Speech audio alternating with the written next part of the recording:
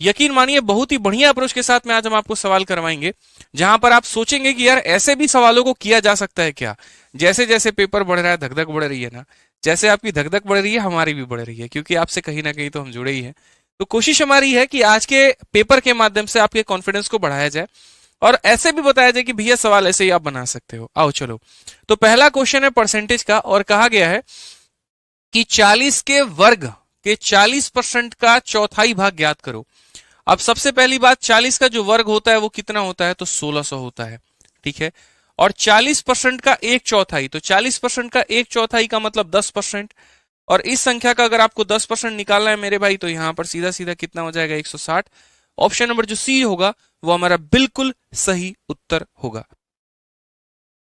आइए जल्दी से क्वेश्चन नंबर 2 देखिए। क्वेश्चन नंबर 2 क्या बोला गया है, लाभ और हानि का बड़ा प्यारा सवाल। इस सवाल में बोला गया कि अमल ने एक चित्र 20% की हानि पर बेचा।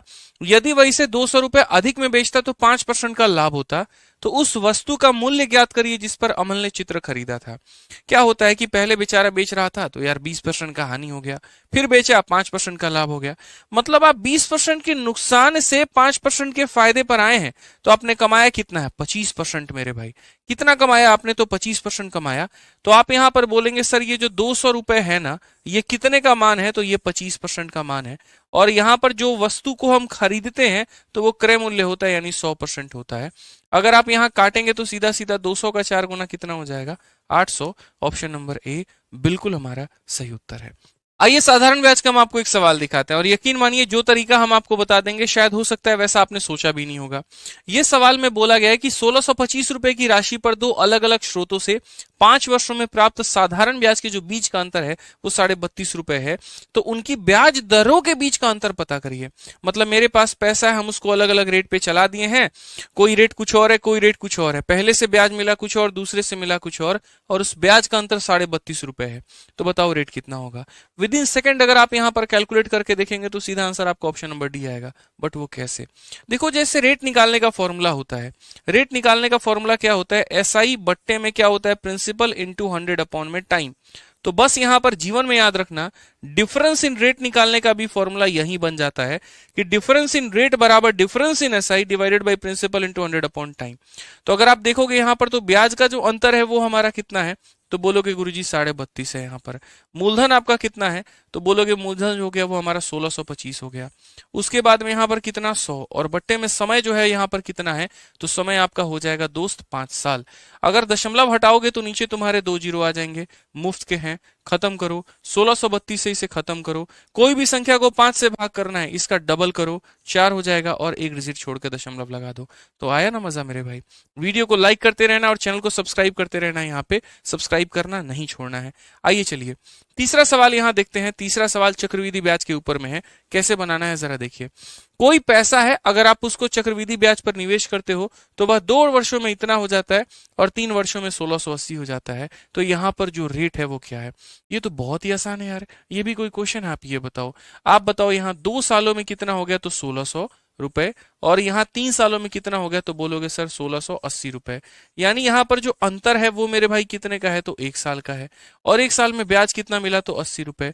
अगर 2 साल का होता तो रूट करते, 3 साल का होता क्यूब रूट करते, 1 साल में तो कुछ करना ही नहीं है। तो 1 साल में जो भी ब्याज मिला उसको देख लीजिए कि वो मूलधन का कितना परसेंट है।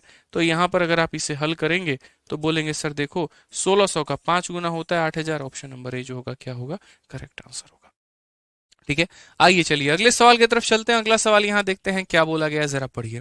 क्वेश्चन में कहा गया है कि श्रीमती सिंह के परिवार का मासिक बचत और व्यय का जो अनुपात है 3 और 8 है। यदि महीने में परिवार की आय हमारी इतनी है तब बचत कितनी होगी। सिंपल सी बात है, अगर हम यहाँ पर बात करते हैं तो ये हमारा सेविंग है और ये हमारा एक्सपेंडिचर है, और ये हमारा क्या दिया गया है, तो इनकम दिया गया है। तो अगर आप देखोगे यहाँ पर तो इंसान जो कमाता है ना वो 2 ही चीजों पर खर्च करता है, या तो वो खर्च करेगा, नहीं तो वो उसको सेव करेगा। यानी इनकम बराबर एक्सपेंडिचर प्लस सेविंग होता है। तो अगर हम यहां पर देखें तो बोलेंगे 27,500 जो है ये तो इनकम है, और इनकम है तो कितने की वैल्यू है, 3 जमा 8 यानी 11 का मान है। और हमें बचत की वैल्यू पता करनी है, यानी हमें 3 का मान पता करना है। अगर हम काटेंगे तो यहाँ पर जो है 2500 बार में, और 2500 का 3 गुना कितना हो जाएगा, ऑप्शन नंबर बी जो है 7500 बिल्कुल हमारा सही उत्तर होगा। ठीक है। आइए चलिए नेक्स्ट क्वेश्चन पे चलते हैं, क्वेश्चन नंबर 6। आज हम आपको क्वेश्चन नंबर 6 के पहले कुछ मेरे भाई कहना चाहेंगे। देखिए, अगर आप कंप्लीट मैथ पढ़ना चाहते हैं और बिल्कुल शून्य से पढ़ना चाहते हैं, किसी भी परीक्षा के लिए पढ़ना चाहते हैं, तो आप टॉपर्स स्पेशल बैच ले सकते हैं, और वो है मैथ्स का रिकॉर्डेड बैच। इसके अंदर में हमने कंप्लीट गणित पढ़ा रखा है, पूरा का पूरा। तो भविष्य में भी अगर आप रेलवे या किसी और भी परीक्षा की, एसएससी की कोई भी तैयारी करेंगे ना, तो ये इकलौते बैच से आपका पूरा संपूर्ण सिलेबस खत्म हो जाएगा। इसकी वैलिडिटी लाइफ टाइम है और बैच की फीस मात्र 699 रुपए है। इसके लिए आप आरजी विक्रमजीत एप्लीकेशन डाउनलोड कर लीजिएगा और यहां से ले सकते हैं। और किसी प्रकार की सहायता हो तो ये हमारे इंक्वायरी नंबर है दोनों, आप इस पर फोन करके भी बात कर सकते हैं। चलिए आ जाइए यहाँ पर नेक्स्ट क्वेश्चन पे चलते हैं, सवाल देखते हैं क्या बोला गया है। ये सवाल जिसने बना लिया समझ लो मेरे भाई कि उसको सब कुछ आता है। सवाल में कहा गया है यहां पर कि यदि प्रथम 110 प्राकृत संख्याओं का लघुत्तम समावर्तक n है, तो 115 प्राकृत संख्याओं का लघुत्तम समावर्तक कितना होगा। जनरली अभी आसपास हमने बच्चों से पूछा ये सवाल, सबने कहा सर ऑप्शन नंबर ए, क्योंकि 110 तक तो यहां पर n हो गया और 11, 12, 13, 14, 15 बाकी सर गुना कर दीजिए। ऐसा नहीं है बाबू, समझो इस बात को लेकर, ऐसा बिल्कुल भी नहीं है। आप एलसीएम का मतलब क्या समझते हैं कि ऐसा चीज जो मेरे भाई हर किसी के अंदर में कॉमन हो। शुरू के 110 संख्याओं का एलसीएम हमारा कितना है, तो n है। अब उसके बाद के बाकी सारी संख्याओं को देखिए, जैसे आप 111 को देखिए, 111 हमारा किससे बना है, 3 से और 37 से। आप यहां पर 112 को देखिए, तो ये आपका किससे बना है मेरे भाई, यहां पर तो बोलोगे सर 4 आ गया, और उसके बाद में यहां पर जो है 4 का दोगुना आपका 8 हो गया, 28, 4 और 28 हो गया सर।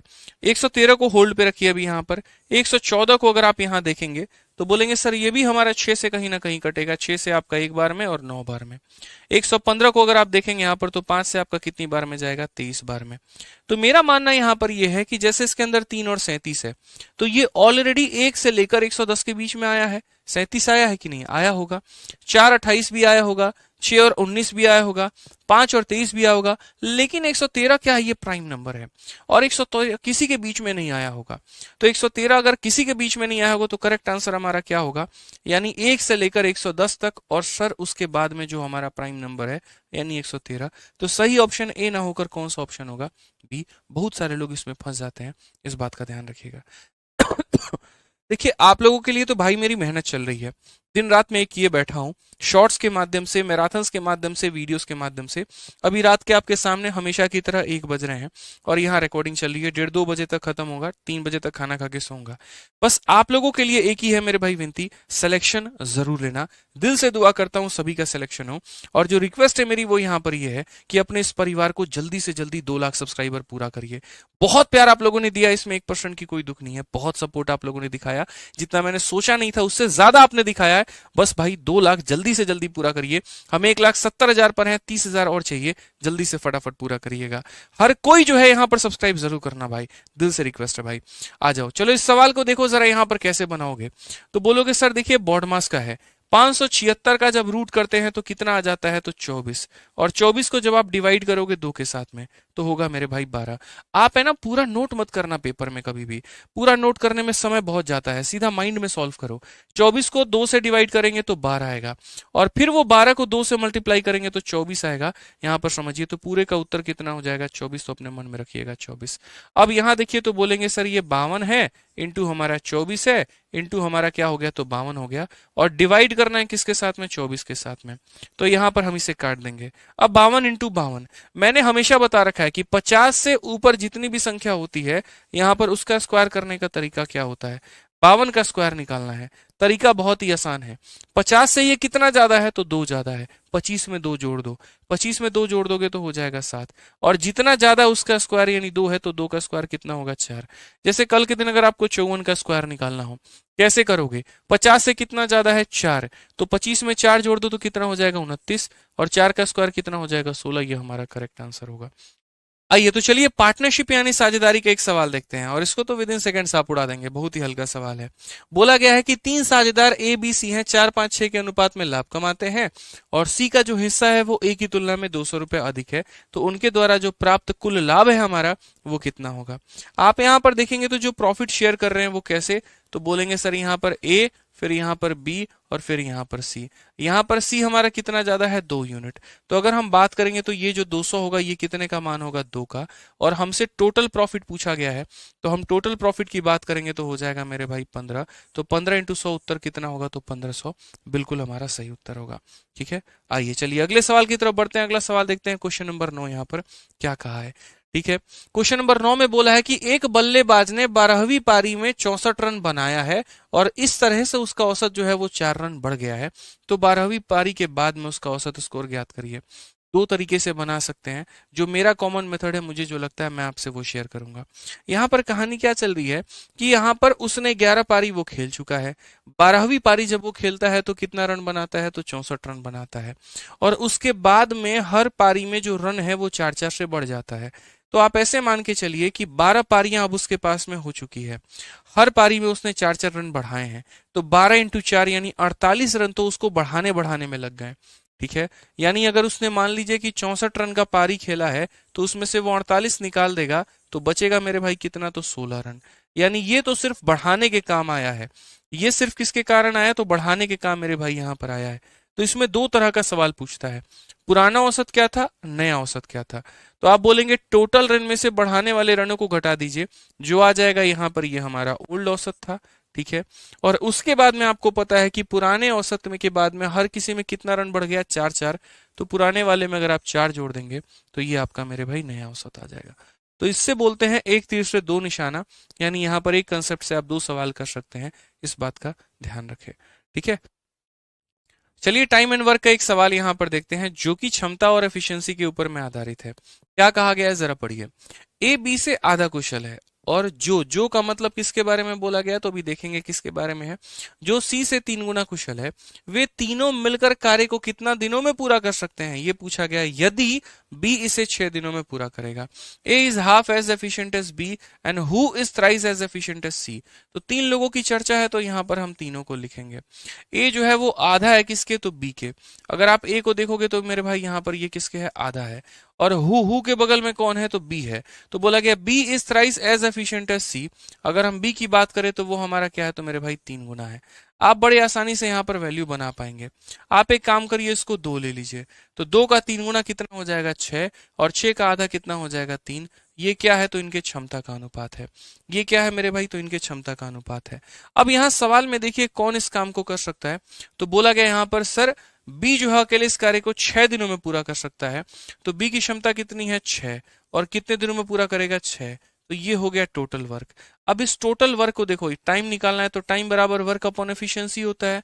ये टोटल वर्क है और इसे मिलकर यहाँ पर जो है सभी लोग करेंगे। तो 6 3 9 और 2 11, 36/11 का मतलब यहाँ पर हो जाएगा 3। फिर उसके बाद में 33 हो गया, 3 और बच जाएगा। तो 11 का मेरे भाई 2 गुना 22 यानी 3.27। ऑप्शन नंबर जो बी है वो हमारा बिल्कुल करेक्ट आंसर है।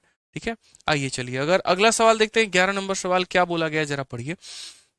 संख्या पद्धति का ये सवाल है। कहा गया है कि यदि ये 9 अंकों की संख्या अगर 72 से विभाज्य होती है तो x के सबसे बड़े मान के लिए इसका मान ज्ञात करें कितना होगा। x की कैसी वैल्यू लेनी है, तो मेरे भाई बड़ा मान। अब आप अगर यहाँ देखोगे तो 72 से विभाज्य है। 72 से विभाज्य होने का मतलब 8 से भी कटना और 9 से भी कटना। ठीक है, जब आप 8 का नियम देखते हो तो 8 का नियम का मतलब क्या देखते हो, आखिरी के 3 अंक। तो अगर आप यहाँ देखोगे तो ये आखिरी के 3 अंक होंगे। आखिरी के 3 अंक किससे कटने चाहिए, 8 से। तो यहाँ पर मैं कहता हूँ 5x2 मेरा 8 से कटेगा। अब यहाँ पर इसको कटने के लिए x की काफी सारी वैल्यूज होंगी, लेकिन बोला गया यहाँ पर कि x का सबसे बड़ा मान लेना है। तो सबसे बड़ा मान मतलब 9 से शुरुआत करो और 9 रख कर देखो। अगर यहाँ 9 रखोगे तो 592, क्या ये तुम्हारा 8 से कटेगा? बोलोगे हाँ गुरुजी, 8 से 7 बार में 56 और उसके बाद में 4 बार में 32, यानी x की वैल्यू तो 9 आ गई। तो x की वैल्यू 9 आप रखेंगे तो उसके बाद बोलेंगे 5 हो गया, y हो गया, नेक्स्ट हमारा 9 हो गया, 7 हो गया, 4 हो गया, 0 हो गया, 5 हो गया, 9 हो गया, 2 हो गया। तो हमने कहा था 2 नियम चेक करने हैं, एक 8 के और एक 9 के। 8 हमारा चेक हो चुका है, अब बारी है 9 की। कोई भी संख्या 9 से कटेगी तो उसके अंकों का योग 9 से कटने चाहिए। ये 9 से कट जाएगा, 5 और 4 9 से कट जाएगा, 7 और 2 9 से कट जाएगा, 9 9 से कट जाएगा। अब 5 के साथ क्या करोगे ऐसा कि 9 से कटेगा? तो बोलोगे गुरुजी 4। तो y का मान कितना आ जाएगा? 4। अब y का मान 4 आ जाएगा तो ये जो आंसर है वो कितना होगा? तो x की वैल्यू 9 है और 4 का डबल 8 है। उत्तर कितना आएगा? एक। ऑप्शन नंबर कौन सा होगा? ये हमारा बिल्कुल सही उत्तर होगा। तो दोनों नियम चेक करने होते हैं, याद रखिएगा यहाँ पर डिविजिबिलिटी वाले में। ठीक है, इस सवाल का मुझे लगता है आप सभी को इंतजार होगा, और नहीं होगा तो करना चाहिए, ये सवाल है ही ऐसा। आप यहाँ पर देखिए इसे कैसे शॉर्ट में बना सकते हैं। हमेशा मैंने सिखाया है कि यहाँ पर ऐसे सवालों को शॉर्ट में बनाने का तरीका क्या, आज दोबारा से आपको बताएंगे। बोला गया दो उम्मीदवारों के बीच में एक चुनाव में 20% मतदाताओं ने वोट डाला है, 5% वोट अवैध घोषित कर दिए गए हैं। एक उम्मीदवार को 95 100 वोट मिले हैं जो कि वैध वोटों का 20% था। तो यहाँ पर नामांकित वोटों की संख्या क्या है। हमेशा एक बात बोला है कि अगर मान लीजिए कि उम्मीदवार को यहाँ पर जो वोट मिलता है वो टोटल वैध वोटों का मिलता है ना, सीरीज मेथड लगाते हैं। इंग्लिश में भी अगर आप पढ़ेंगे तो कैंडिडेट को 20% ऑफ वैलिड वोट मिला है, तो वैलिड वोट मिला है तो क्या लगाएंगे, सीरीज। ऑप्ट कैसे करेंगे वो देखो। मान लेते हैं यहाँ पर टोटल वोट हमारे थे मेरे भाई x यहाँ पर। उसके बाद में क्वेश्चन में बोला गया कि 20% लोगों ने ही वोट दिया है, 20% of the voter cast their vote. तो यहाँ पर इसमें कितने लोगों ने वोट दिया, तो इस संख्या का मात्र 20% लोग वोट देने गए। अब जो लोग वोट देने गए उसमें से 5% वोट इनवैलिड हो गए। तो यानी उसमें से मेरे भाई 100 वोटों में कितना इनवैलिड हो गया, 5। तो वैलिड कितना रहा, तो वैलिड रहा मेरे भाई 95। ठीक है, तो इतने लोग वोट देने गए, ये हमारा वैलिड रहा। और बोला गया जो ए नाम का कैंडिडेट है उसको 20% मिला है वैलिड वोट का, यानी ये पूरा वैलिड वोट है और पूरे वैलिड वोट का 20% उसे मिला है, यानी 100 वोटों में मात्र 20 वोट उसे मिले हैं। और ये बराबर है किसके, तो ये बराबर है हमारे 95-100 के। ठीक है, धरती का सबसे आसान सवाल है। 95 से 95 खत्म, डबल जीरो से मेरे भाई यहाँ पर डबल जीरो खत्म हो चुका है आपका। अगर आप यहाँ पर और काटेंगे तो 2 और 2 4, 4 से आप काटोगे तो कितनी बार में 25, और 25 के पीछे 4 जीरो लगा दो तो ये हमारे टोटल वोटों की क्या हो जाएगी, तो संख्या हो जाएगी। Option number D for Devsena. तो यानी याद रखिएगा जब भी यहां पर उम्मीदवार को वैलिड वोट का मिले ना कुछ भी परसेंट, तो सीरीज मेथड लगाते हैं। आइए चलिए अगला सवाल यहां देखते हैं। अगला सवाल क्या है, इस एक सवाल को आप ये सोचो। अब आप सोचोगे यार इसको बनाना है, ये करना है, नहीं करना यार। सीआईएसएफ हेड कांस्टेबल का ये क्वेश्चन है। लोग ऐसे सवालों को देखकर पता नहीं बनाना शुरू करते हैं। एक भाई को हमने ये सवाल दिया बनाओ, बोलता है इसको घंटे को हम सेकंड मिनट में पता नहीं क्या करेंगे। अरे क्यों करोगे भाई, ये बहुत छोटी यूनिट है, ये बहुत बड़ा यूनिट है, तो आगे वाला मान छोटा होगा, पीछे वाला मान बड़ा होगा। ये ऑप्शन जीवन में कभी नहीं हो सकता क्योंकि इसमें आगे वाला मान बड़ा है, ये कभी नहीं हो सकता क्योंकि आगे वाला मान बड़ा है। अब रह गई बात यहाँ पर इन दोनों की, यानी कहने का मतलब अगर ये 3 है तो लगभग उसके डबल के बराबर। क्या लगता है आपको 48 सेकंड का डबल 96 सेकंड है ये? नहीं ना, तो फिर यहाँ पर ये तो होगा ही नहीं। ये करो, क्यों पेपर में अपने आप को जस्टिफाई करते हो, सॉल्व करके क्यों बताते हो कि हाँ देखो ये सॉल्व कर लिए। एग्जामिनर पूछता है क्या, सही ऑप्शन से मतलब है जो तुमने टिक किया है, फर्क इतना ही है बस। तो ये सब तो काम करना ही नहीं है पेपर में। ठीक है, मिनट को सेकंड में बदलेंगे, ये करेंगे वो करेंगे, इतिहास खराब करोगे अपना, और कुछ नहीं, नहीं करना ये सब घटिया काम। और याद रखिए 2 लाख परिवार अपना पूरा करना है और जल्द से जल्द करना है। बहुत अच्छा लगता है आप लोग वीडियो देखते हैं, उतना ही अच्छा लगेगा जितना जल्दी ये परिवार को आप बड़ा करेंगे। तो करिएगा जनाब। ये सवाल का आंसर अब आपको देना है, और कहाँ देना है, हमेशा की तरह एक सवाल का answer, answer in comment box मेरे भाई। यहाँ पर जल्दी से फटाफट यहाँ पर आंसर इन कमेंट बॉक्स में कर दीजिएगा। ठीक है आइए चलिए नेक्स्ट क्वेश्चन यहाँ पर देखते हैं। अगला सवाल यहाँ देखते हैं क्या बोला गया। कहा गया कि धातु की 2 गोलाकार गेंदें ए और बी इस प्रकार से हैं कि ए का व्यास बी के व्यास से 2 गुना है, और ए और बी के आयतन का अनुपात हमारा क्या होगा।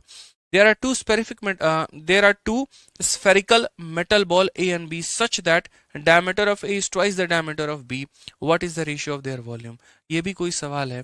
ये भाई A है और ये हमारा मान लो यहाँ पर B है। ठीक है, ये हमारा क्या है, B है। तो क्वेश्चन में हमसे यहाँ पर क्या बोला गया, क्वेश्चन में बोला गया यहाँ पर A वाले का जो डायमीटर है वो B वाले के डायमीटर से डबल है। तो अगर इसका डायमीटर डबल है तो रेडियस भी हमारा क्या होगा मेरे भाई, डबल होगा। तो यहाँ पर बोला गया कि देखो अगर मानो इसकी त्रिज्या 1 है तो इसकी त्रिज्या कितनी होगी, 2 होगी। ठीक है, अब उनके बाद वॉल्यूम के बाद बोली गई है यार कि वॉल्यूम कितना होगा, वॉल्यूम का अनुपात।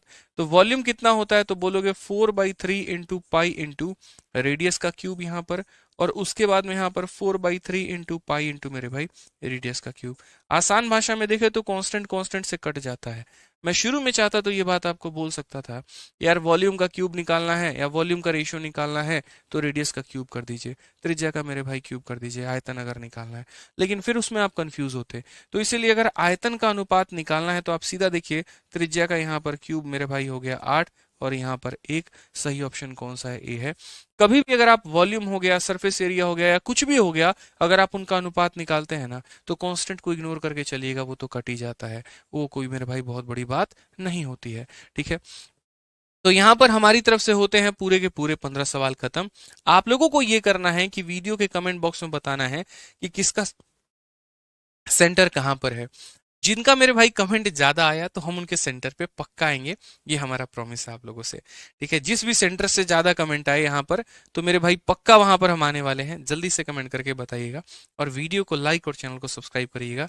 2 लाख टारगेट है आप लोगों का। धन्यवाद भाई, जय हिंद।